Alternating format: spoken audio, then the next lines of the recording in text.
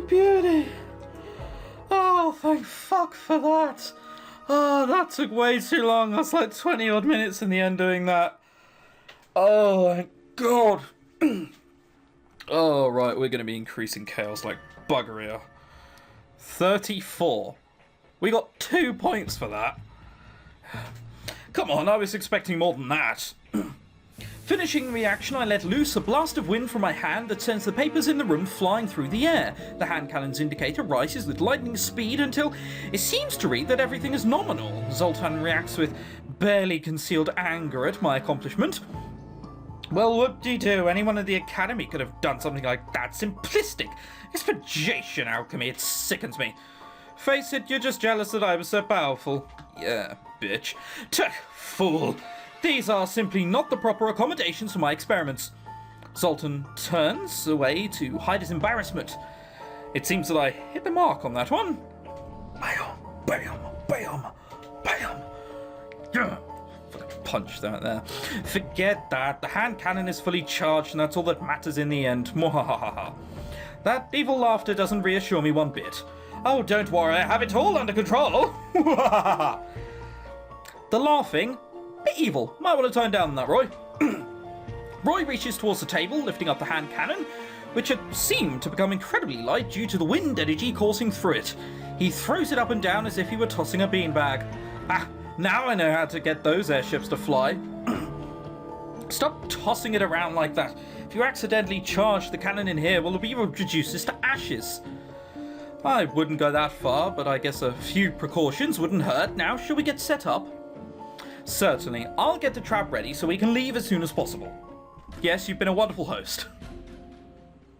Jesus, we're harsh. Later on. What's happening?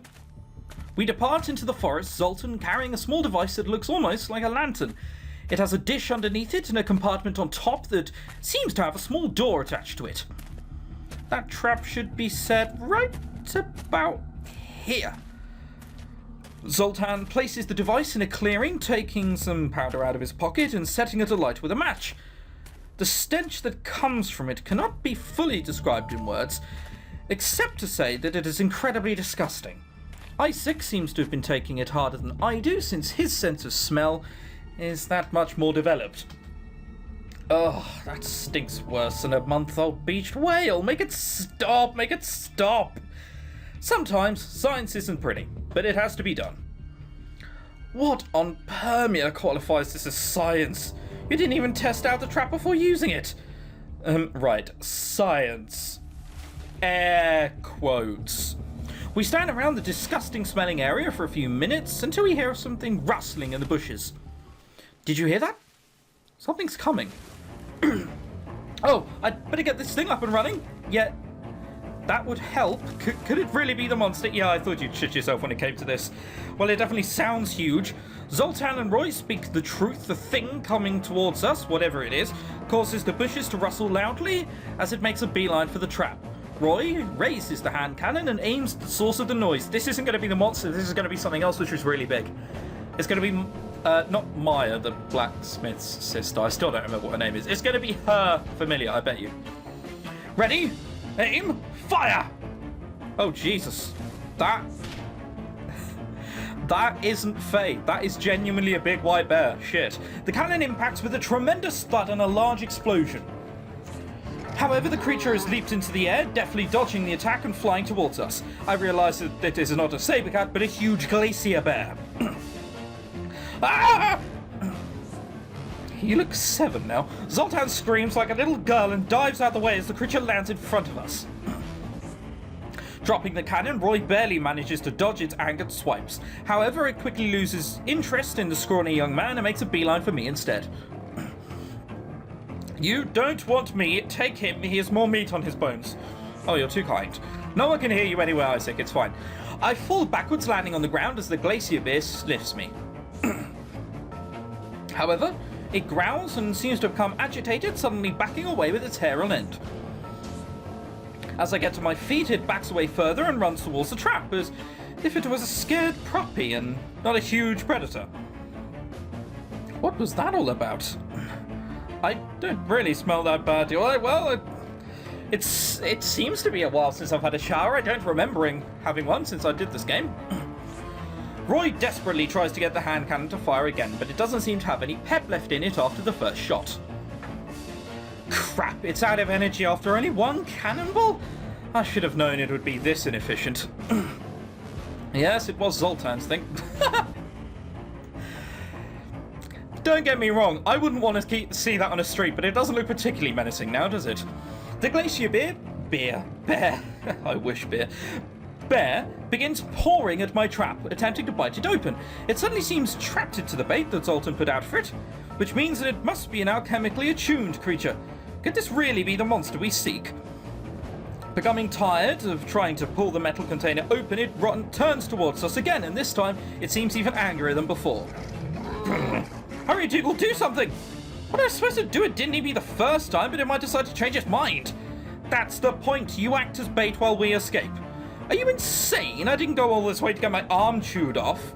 Depends what you're into. Suddenly, a menacing figure pops out of the bushes behind the glacier bear. Could this be the puppet master behind the tracks? Come on, be the sister, be the sister, be the sister. Oh, for fuck's sake. The glacier bear has been attacking random people. He didn't think to tell anyone. He can overhear the guard speaking about it and go, by the way, couldn't help but hear earlier on that you said something? Whatever. Well, what in blazes are you all doing out here? You seem to have got my familiar all riled up, that's for sure. That's your familiar? It's huge! What do you mean, your familiar? You mean to tell me that we expended all that effort hunting down another alchemist? Who cares? Oh, fuck. I keep wanting to do the pirate Irish accent thingy, but it's never him. He's obviously using his familiar to attack the townspeople, so I say we blow him to kingdom come. Barzul draws his sword in anger, causing Roy to stagger backwards and almost fall on top of the hand cannon. I guess it's not exactly fit for close quarters combat.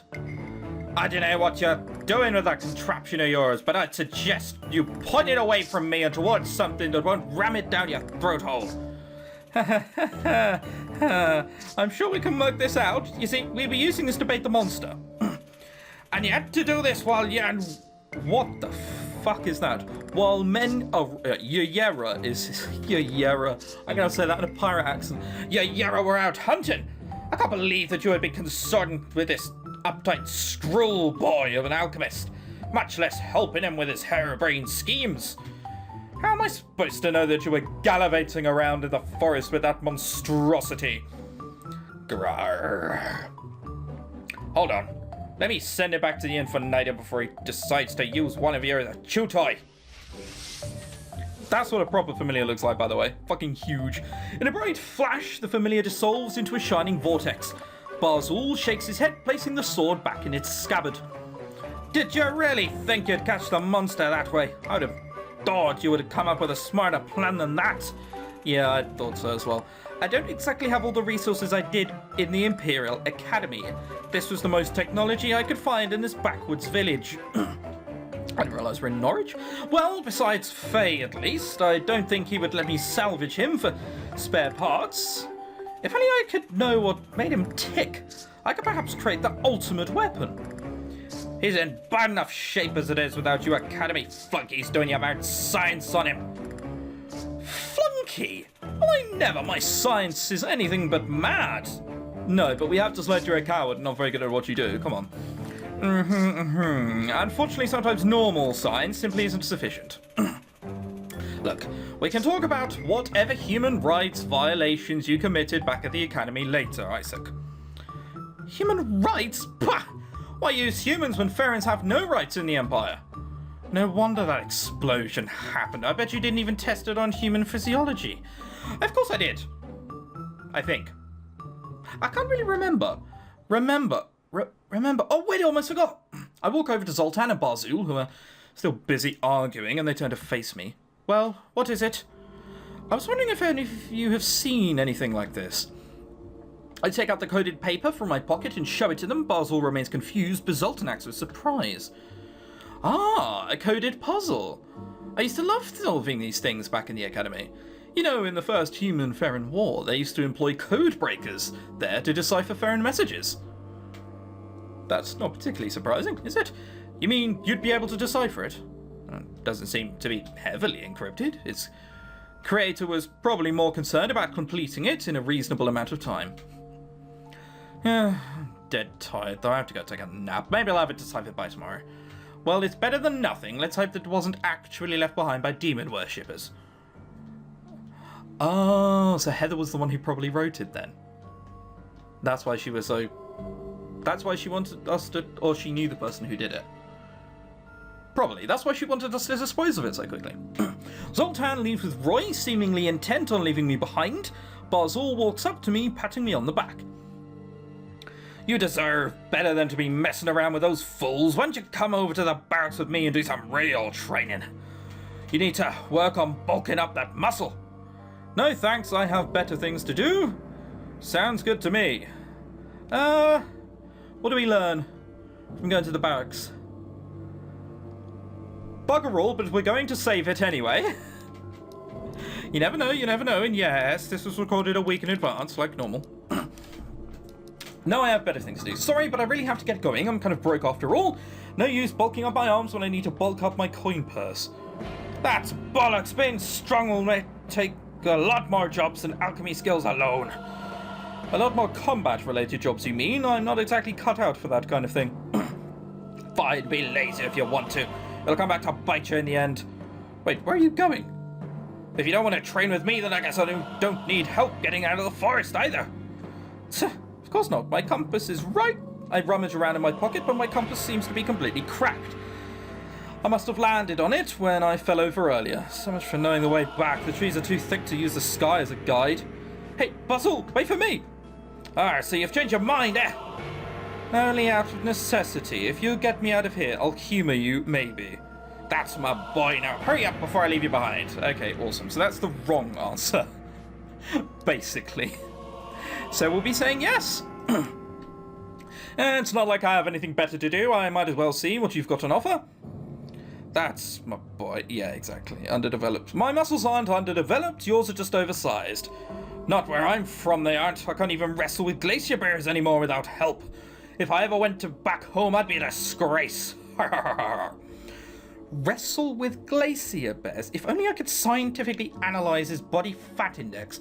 I said, don't tell me you want to build some muscle too. Oh, heavens no. I don't want you to strangle me any better than you already do. Come on, Dougal. Last one there has to do 50 extra push-ups. Wait, stop. Whoa!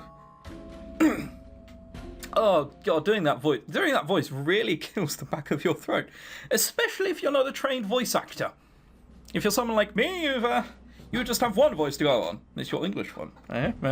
When we arrive at the barracks, some of the guards are taking a break while others are just taking an afternoon nap.